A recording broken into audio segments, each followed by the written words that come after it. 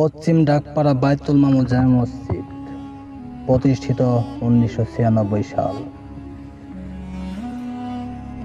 পশ্চিম ডাকপাড়া প্রাণকেন্দ্রে অবস্থিত বায়তুল মামুন জামে মসজিদটি 1996 সালে এলাকাবাসীর উদ্যোগে প্রতিষ্ঠিত হয়।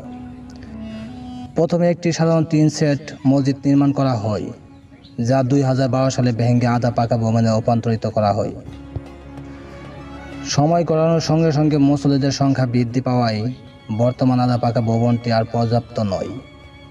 ফলে 2023 সালে মসজিদটি পুরানো ভবন ভেঙে 3 তলা ফাউন্ডেশন বিশিষ্ট নতুন ভবনের নির্মাণ কাজ শুরু হয়েছে। মসজিদের বর্তমান অবস্থা: 2023 সালে আল্লাহর ভরসায় ও আপনাদের সহযোগিতায় 3 তলা ফাউন্ডেশন বিশিষ্ট একটি পাকা মসজিদ নির্মাণ কাজ শুরু হয়েছে, কিন্তু নির্মাণ কাজ অর্থের অভাবে বন্ধ হওয়ার উপক্রম। মুসল্লিদের খোলা জায়গা, রোদে বৃষ্টিতে নামাজ আদায় করতে হচ্ছে। অজুখানা ও টয়লেটের অভাব চরম ভোগান্তি।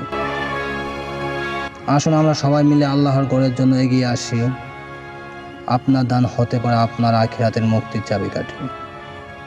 তো এই ভিডিওটি সর্বোচ্চ শেয়ার করে সবাইকে দেখার সুযোগ করে দেন এবং আপনিও সহযোগিতায় এগিয়ে আসুন। ধন্যবাদ।